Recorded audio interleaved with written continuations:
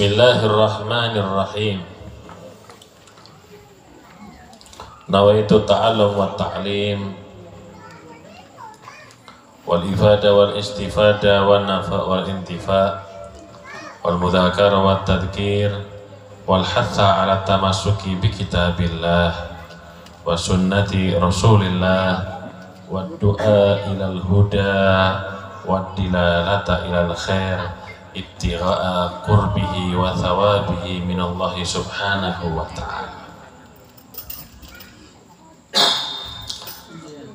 Qala al-Imam al-Qutb al-Habib Ahmad bin Zain al-Habsyi fi kitabih ar-Risalah Jami' ila qawlihi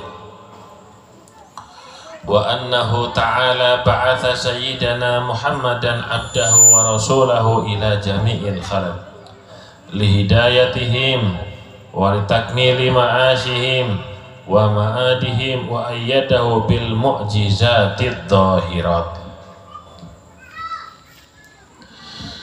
Dan sesungguhnya baginda Nabi besar Muhammad sallallahu alaihi wasallam, beliau adalah hambanya Allah dan utusannya Allah. Nabi Muhammad bukan anaknya Allah ataupun keluarganya. Karena Allah itu ahad sendiri, tidak punya ayah, tidak punya ibu. Tapi Allah lah yang menciptakan ayah dan ibu daripada makhluk-makhluknya. Nabi Muhammad seorang hamba seperti manusia yang lain yang diciptakan oleh Allah, namun baginda Nabi Muhammad diberi kelebihan oleh Allah subhanahu wa ta'ala yang tidak dimiliki bukan cuma oleh manusia, oleh nabi dan rasul-rasul yang lainnya. Nabi Muhammad sallallahu alaihi wasallam diutus kepada semua makhluk. Apa tujuannya baginda Nabi Muhammad diutus kepada manusia? Lihidayatihim.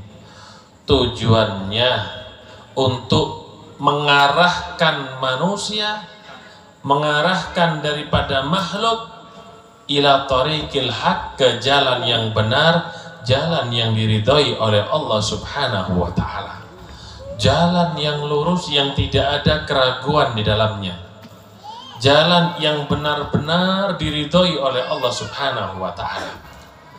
Walitakmili ma'ashihim. Dan juga baginda Nabi Muhammad diutus oleh Allah subhanahu wa ta'ala untuk menyempurnakan urusan-urusan dunia manusia. Nabi Muhammad diutus bukan cuma ngajarin sholat, ngajarin kita zakat, ngajarin kita baca Al-Quran. Urusan dunia pun seperti jual beli, seperti sewa menyewa, seperti investasi dan yang lainnya diajarkan oleh baginda Nabi besar Muhammad sallallahu alaihi wasallam dan dijabarkan oleh ulama-ulama fikih di dalam kitab-kitabnya. Kalau kita baca kitab fikih, ada bab jual beli, ada bab salam pesan barang itu seperti apa, ada bab rohan, bab gade, ada bab suluh berdamai, ada bab i'arah, pinjam meminjam, minjamkan barang, ada bab ijarah, menyewakan, ada semua diajarkan oleh baginda Nabi. Bahkan barang hilang bagaimana caranya, itu diajarkan oleh baginda Nabi besar Muhammad sallallahu alaihi wasallam. Wa ma'adihim. Dan baginda Nabi besar Muhammad diutus oleh Allah juga untuk menyempurnakan urusan akhiratnya kita. Di samping Nabi ini sebagai mubasyir, kata Syekh Nawawi Banten, sebagai pembawa kabar gembira, orang yang taat, orang yang ahli ibadah disiapkan surga bagi mereka, sebaliknya orang yang ahli maksiat disiapkan neraka oleh Allah subhanahu wa ta'ala. Dijelaskan semuanya oleh Nabi, urusan dunia dan urusan akhirat. Apa hikmahnya Allah subhanahu wa ta'ala mengutus baginda Nabi besar Muhammad sallallahu alaihi wasallam. Hikmah diutusnya baginda Nabi Muhammad oleh Allah Subhanahu wa taala iqamatul hujjah, menegakkan daripada bukti-bukti bahwasannya semua nabi-nabi sebelum Nabi Muhammad, mereka itu telah mengajak umatnya kepada Allah dan mengajak umatnya ke jalannya Allah.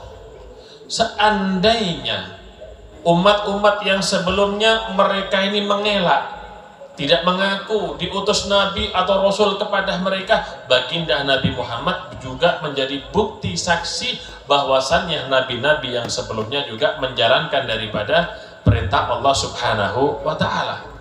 Begitu juga umatnya Nabi Muhammad sendiri, orang-orang yang hidup di zaman Nabi Muhammad, jika mereka tidak mengakui Allah Subhanahu wa taala karena tidak ada yang mengajarkan kepada mereka tentang ilmu agama, Nabi Muhammad sallallahu alaihi wasallam akan menjadi hujjah, saksi bagi mereka yang mengingkari daripada Allah Subhanahu wa taala. Wa ayyadahu bil mu'jizatid dhahirat, dan Allah Subhanahu wa taala bukan cuma mengutus Nabi Muhammad, tapi dibekali. Tentara itu kalau diutus perang itu dibekali apa? Dibekali senjata, dibekali bom, makanan di dalam perjalanan pun dibekali. Nabi Muhammad apalagi diutus oleh Allah untuk sedunia, pasti bekalnya lebih banyak dan lebih komplit dan sempurna. Dibekali apa? Mukjizat oleh Allah Subhanahu wa taala. Apa tujuan daripada mukjizat diberikan oleh Allah kepada Nabi Muhammad? Tujuannya mukjizat tadi untuk membantah orang-orang yang menentang kebenaran yang dibawa oleh Nabi Muhammad sallallahu alaihi wasallam. Mukjizat itu apa sih? Ada mukjizat, ada karomah. Apa mukjizat itu? Mukjizat itu amrun dhahirun atau amrun dhahara ala khilafil ada ala yadi nabiyyin aw rasulin ba'da bi'tsatihi fi waqti da'wan nubuwah war risalah.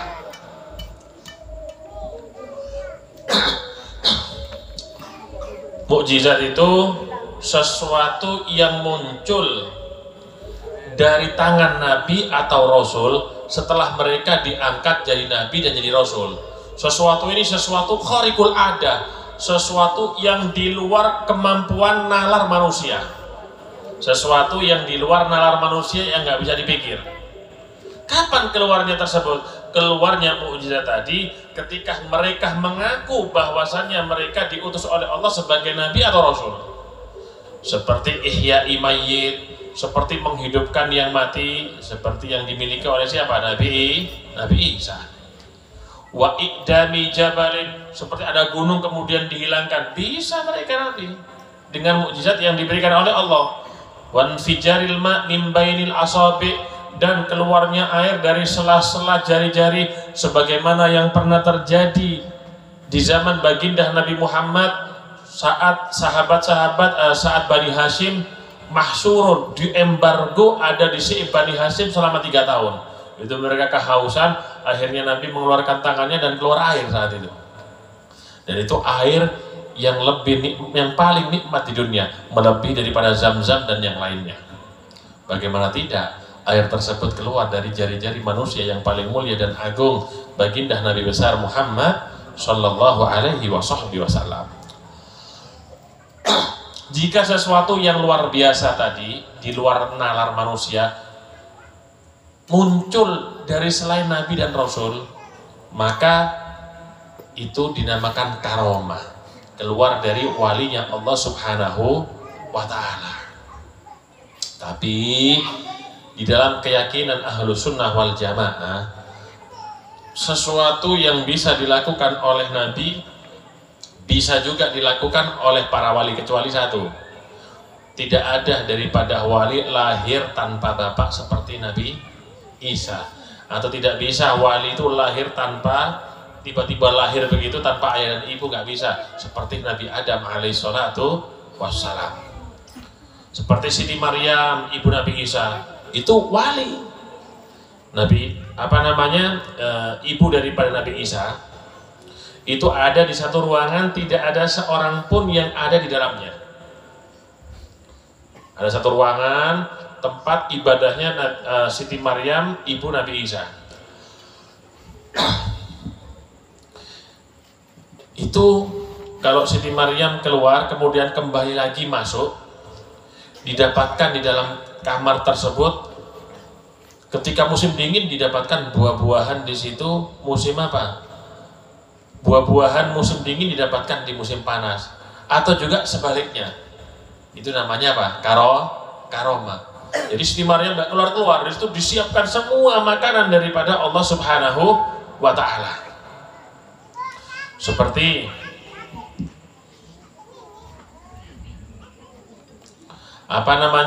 yang kita ketahui, nggak usah jauh-jauh, semua kenal Syekh Abdul Qadir Al-Jailani, atau kalau di sini Habib Ja'far, Mbah Hamid, itu wali-walinya Allah Subhanahu wa Ta'ala.